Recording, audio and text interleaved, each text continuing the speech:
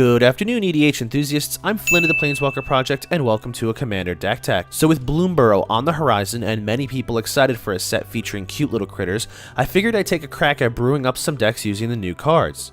At the time of recording, we only know a small number of cards from the set, but as we get closer to the set's official release, we might find some additional cards that we'd like to add to this deck. Featured today is Bria, Riptide Rogue, a 3/3 Otter Rogue for 2, a blue and a red. It has Prowess, and it gives other creatures you control Prowess. If a creature has multiple instances of Prowess, each will trigger separately. Whenever you cast a non-creature spell, target creature you control can't be blocked this turn. This is a very powerful commander, and it gives Prowess decks some extra punch. See, Prowess gives +1/+1 until end of turn whenever you cast a non-creature spell, and given how wide that umbrella criteria covers, our cute little critter here can make our board state rather large. Our deck is going to continue that momentum by looking at cards that not only have Prowess to double up the value we gain by casting non-creature spells, but cards that give additional value to casting non-creature spells. We don't always have our commander in play, and so we will want to have backup plans at the ready to help us develop an additional board state. One distinction I want to make clear before we proceed is there is a difference between casting non-creature spells, which will trigger Prowess, and casting instant and sorcery spells, which will also trigger Prowess but will not always trigger when Prowess triggers. See, non-creature spells include planeswalkers, enchantments, and artifacts, so long as they're not also creatures. But we have a number of cards in the deck who specifically care about instants and sorceries being cast, which is something to be mindful of while you pilot this deck. With that out of the way, let's begin by discussing some of our Prowess cards. These are our deck's meat and potatoes and will be the driving force behind most of our game plan. Bloodwater Entity is a 2/2 with flying and Prowess. When it enters, you may put target instant or sorcery card from your graveyard on top of your library. This is one of our recursion cards, and as you'll see, we've packed in a couple of these to ensure that we can recycle our cards a few times. This one having flying is also additional value, as it has evasion and can get in for some damage quickly. Chrome Host Seed Shark doesn't technically have Prowess, but it has an ability that functions very much the same. This is a 2/4 with flying, and as a trigger, whenever you cast a non-creature spell, you incubate X, where X is the mana value of the spell. When you incubate, you create an incubator token that gets X +1/+1 counters on it, and paying 2 lets you transform it into a 0/0 Phyrexian artifact creature. This is a great way to get additional bodies on the ground, as it's a cheap to cast creature, has a decent sized body itself, and, well, creates us creature tokens. Should we have our commander in play, each of those tokens will also have Prowess when they transform. Eris, Roar of the Storm, is a 4/4 for 8 generic, a blue, and a red for an elemental warlock with flying and Prowess. It costs 2 generic less to cast for each different mana value among instants and sorcery cards in your graveyard. Whenever you cast your second spell each turn, you create a 4/4 red dragon elemental creature token with flying and Prowess. This card is kind of bonkers in this deck, as you will rarely pay for that full 10 mana to cast it. It comes out as a 4/4 with flying and Prowess, and then it creates tokens that are also 4/4s with flying and Prowess. This is also a great way to hold up spells to use during your opponent's turns, as you can play a few cheap cantrip spells that we'll discuss later on to build up your flying dragon elemental army. Then when it's your turn again, your opponents will be in trouble. Harmonic Prodigy is basically a Panharmonicon on a creature, who also happens to have Prowess.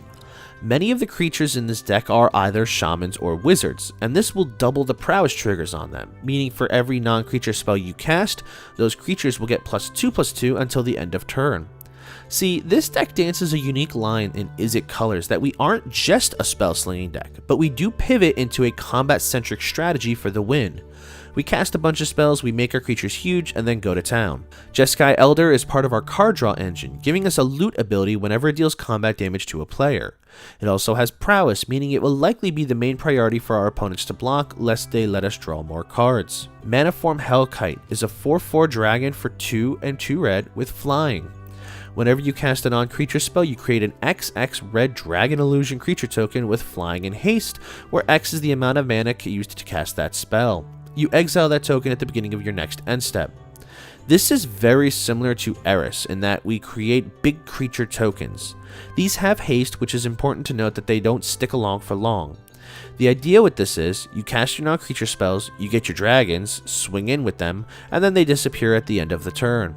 Monastery Swift Spear is a pretty basic creature. It's a 1/2 for 1 red mana with haste and Prowess.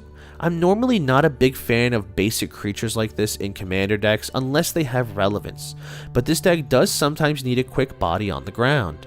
Being 1 mana also means that we can use our additional mana at our disposal to chain a few spells after this one, and bulk up the Swift Spear to swing in for quite a bit of damage early on, likely before people have blockers. Slick Shot Show Off is 1/2 with 2 mana with both flying and haste. It also has Plot, where you can pay 2 mana and exile the Show Off. You can cast it as a sorcery at a later turn without paying its mana cost, and you may only plot as a sorcery. The Show Off has also one additional ability. Whenever you cast a non-creature spell, the Show Off gets +2/+0 until the end of turn. This, having flying and a slight variation on prowess, can become large, and that evasion can make it quite the threat to life totals. Sprite Dragon is a 1/1 fairy dragon with flying and haste for 2 mana. Whenever you cast a non-creature spell, you put a +1/+1 counter onto the Sprite Dragon.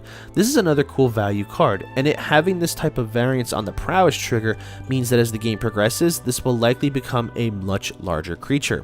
And again, we have that nice evasion and haste, making it a great way to get in some early game damage. Third Path Iconoclast is a 2/1 for 2 mana with a triggered ability.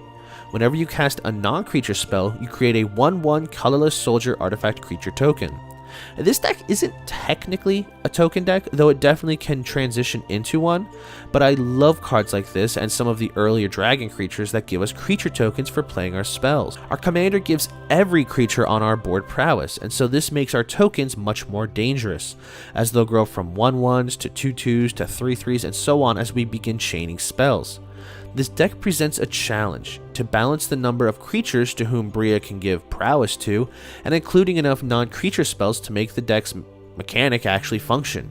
Nothing hurts more than having a handful of creatures and no spells to bulk them up. Now, we do have a few spells in the deck that specify instants and sorceries as the requirements for their triggers to go off. Adeliz the Cinder Wand is a 2/2 with flying and haste, and whenever you cast an instant or sorcery, wizards you control get +1/+1 until the end of turn.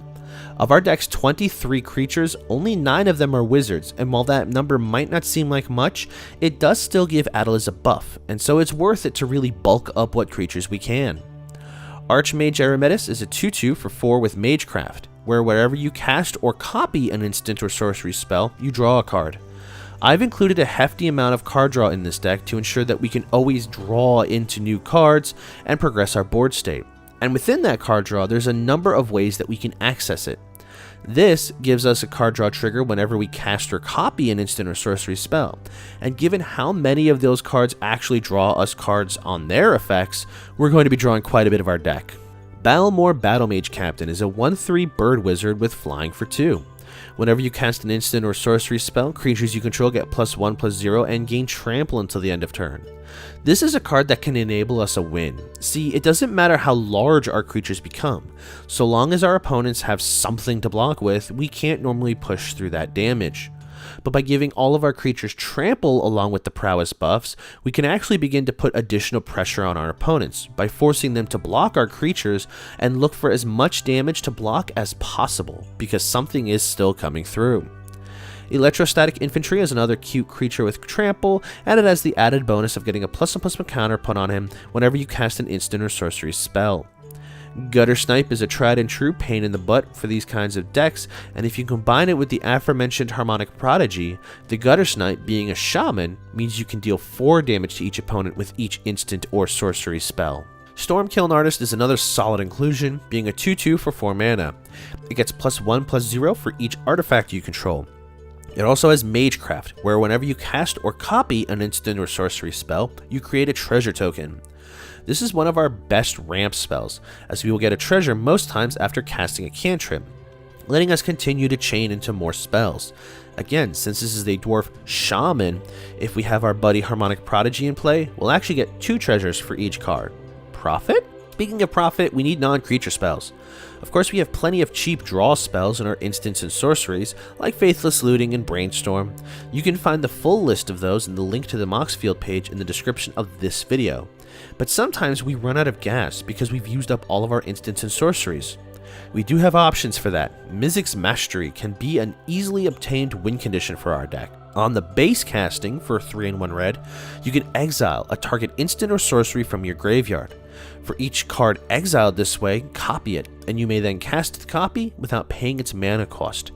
The reason I word it that way is because it has Overload for 5 and 3 red, which lets you then exile each card that's an instant or sorcery from your graveyard. You can then copy each and cast those copies without paying their mana costs. Since each of those cards will be considered cast, as well as Mizzix Mastery, you will trigger each Prowess and Prowess adjacent ability multiple times. Also Magecraft. On a less big kaboomy note, we have Past in Flames, which is similar in that it gives each instant and sorcery card in our graveyard flashback until the end of turn, and the flashback cost is equal to their mana cost. This lets us recast our spells from the graveyard after we either cast them earlier in the game, or we have sent them there ourselves. Non-creature spells also do count artifacts and enchantments, and so we do have our usual assortment of mana rocks. I have a personal fondness for Collector's Vault, which lets us pay 2 and tap it to draw a card, discard a card, and create a treasure token. It's just pure value.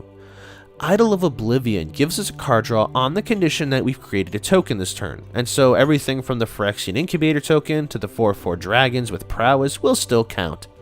Then, if we have 8 mana, we can then trade it in, along with the Idol of Oblivion, to create a 10/10 colorless Eldrazi token. Give that thing Prowess and Trample, and it'll be the best friend. Shark Typhoon is also in the deck, and it's a card that I have wanted to put into a deck ever since I first saw it. This is the most meme-tastic card I've ever seen. Whenever you cast a non-creature spell, you create an XX blue shark creature token with flying, where X is that spell's mana value. You can also cycle it for X and 2 mana, and then you get to discard it, draw a card, and create an XX shark token with flying. This is a little higher up on our curve, but it's definitely an endgame card that will begin to make us more tokens to swing in with. Metallurgic Summonings, I hope I pronounced that right, is a 5-drop enchantment that gives us an XX colorless construct artifact creature token, where X is that spell's mana value whenever we cast an instant or sorcery.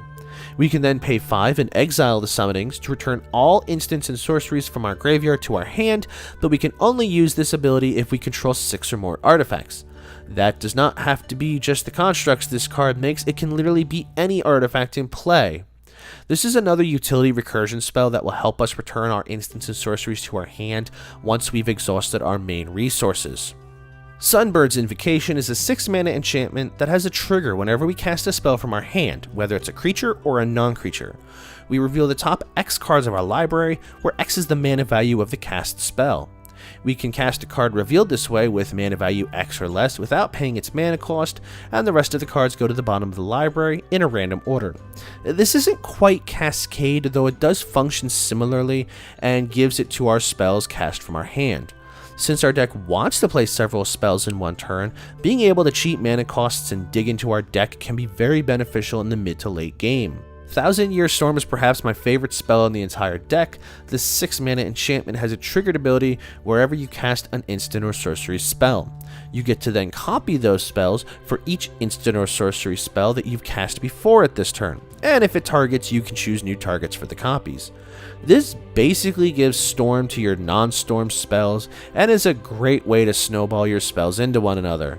A little note regarding these copied spells in our commander is that those copies aren't technically being cast, only the original is. Prowess will only trigger once in this instance, although it will trigger off of the spells cast through cards like the Invocation and Mizzix's Mastery, since those cards get cast separately. We also have both Sorcerer class and Wizards class in this deck. Sorcerer class is a 2-drop enchantment that when it enters, we draw 2 and discard 2. We can then pay 1 red and 1 blue to have it level up to level 2. While it's level 2, creatures we control can tap for either a blue or red mana, but that mana can only be spent on instant or sorcery spells or to gain a class level. For 5 mana, we can access level 3. Whenever you cast an instant or sorcery spell, that spell deals damage to each opponent equal to the number of instant and sorceries you've cast this turn. This is where this card gets even more powerful. We turn our board into a specialized mana dork upon level 2, and when it hits level 3, we begin to singe our opponents in increasing amounts of damage as we chain more spells together. This could accidentally win us the game since it hits all opponents, and if we have enough spells to cast afterwards, we can burn out our opponents. Wizards class is a 1-drop class enchantment. The base ability gives us no maximum hand size. That's solid for how many cards we plan to draw on this deck. We can then pay 3 to have it level up to level 2, where we draw 2 cards. Pretty simple, pretty effective. Finally, we can pay 5 mana to level it up to 3. Whenever we draw a card, we put a +1/+1 counter onto a target creature we control. This can help bulk up some of our more evasive creatures to help us get in those final points of damage. See, the triggers for each of individual card drawn, and so if we begin really churning through our deck, we will be handing out counters left and right. So the strategy of this deck is rather straightforward, but it can adapt and adjust based on how your draws play out. We want to get a few creatures early on to begin accruing value off of our spells cast and our cards drawn. Once Bria hits the battlefield, that really opens up the floodgates, and we can begin not quite storming off, but being able to cast 4 or 5 spells per turn will really help build up our chances of winning. Once we get our creatures large enough and hopefully have trample or flying, we could just steamroll over our opponents. I think Bria is a really unique approach to an Izzet deck, as it's still doing Izzet things, but with an additional focus on combat, making this really refreshing to play. As we get closer to Bloomburrow's official release, we can revisit this deck maybe at a later time to see what newer cards are revealed that might find a home in this deck. But for now, that will wrap up our look at Bria Riptide Rogue. What do you think of this deck? Are you a fan of our otter friend? If you enjoyed this video, likes and shares are greatly appreciated. They're some of the best ways to help support the channel. If you're new here, subscribe and you'll never miss an upload. And as always, I thank you for hanging out with me today, and I'll catch you all next time.